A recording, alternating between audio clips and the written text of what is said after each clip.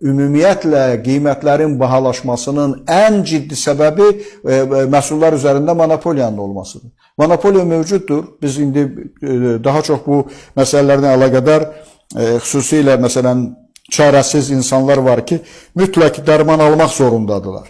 Deyək ki, pulları yoxdur, ət almırlar, nə bilim, ucuz yağlardan istifadə edirlər, nə bilim, qənaət edirlər ərzaq məhsullarına, paltara və s. Amma dərmana qənaət etmək olmur. İnsan xəstədir, bu dərmandan istifadə etməlidir. Dərmanlar var ki, məsələn, mən bilirəm ki, bir böyrək dərmanı var. İranda 1 manatdan da ucuzdur, Azərbaycanda 15 manatadır. Onun 50 qramda çəkisi var. Bu balaca belə tərkibi də Azərbaycandan fərqlidir. Yəni onun cəmi 50 ya ki bir ağır bir yük olsa, bir həcmi böyük olsa, deyirsiniz ki, bunun transport xərcləri var da. Onu bir dənə maşına onun 10.000 dənəsini yığmaq mümkündür. Yəni onu 15 dəfə baha satmaq. Yəni orada 1 manat da deyil. Qəpiklərə də amma yadımda deyil neçə qəpiyə. Amma burada 15 manatadır.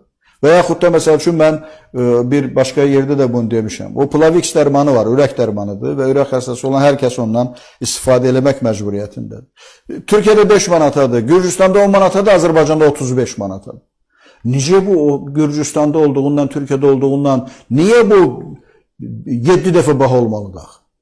Özü o da balaca bir dərmandır. Yəni 30 qram, 50 qram. Əlbəttə ki, rəqabət yoxdur, monopoliya var. Adamların o dərmanı özlərinin gətirməsinə imkan vermirlər. Bir qutudan artıq gətirəndən soruşur ki, niyə bundan 2 qutu gətirmirsən? Hava limanında bilirsiniz necə ciddi yoxlanış var gömrük tərəfindən. Yəni bütün bunlar əhalinin yaşayışına mənfi təsir göstərir. Bu təkcə insanların dolanışığına mənfi təsir göstərir, insanların psixikasına mənfi təsir göstərir. Fikir verirsiniz, məsəl üçün adamlarımız əsəbidirlər. Mən tez-tez xaricə gedib gəlirəm. Onlar elə sakitdilər. Baxırsan ki, dava eləmirlər. Elə təsadüfən kimisə üzünə baxdınsa, hökmən səni gülümsüyür. Burada təsadüfən kimisə üzünə baxsan, sual verəcək ki, nəyə baxırsan?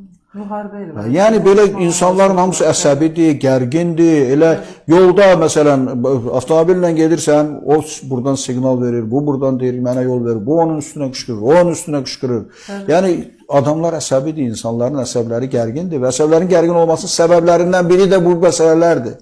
İnsanlar hər gün haqsızlıq görür, insanların təhlükəsizliyinə təminat yoxdur, insanlar dolanışıq üçün çətinlik çəkir, əziyyət çəkir. Elə əvvəl də dediyim kimi fikirləşir ki, onun daim beyni o istiqamətdə işləyir ki, bu pensiyana ayın axırına kimi nə cür çatdıracaq, bu dərmanları nə cür olacaq. Tutaq ki, məsəl üçün birinin uşağı təhsil alır, rayonda yaşayır, övladı Bakıda oxuyur, xəbər göndərir ki, mənə 30 manat göndər, fikirləşir ki, 30 manat haradan göndərəcəm. Yəni insanların beyni bu istiqamətdə işləyir, daim və o da insanların əsəblərini gərginləşdirir, onların həyatını qısaldır, həyatını qısaldır.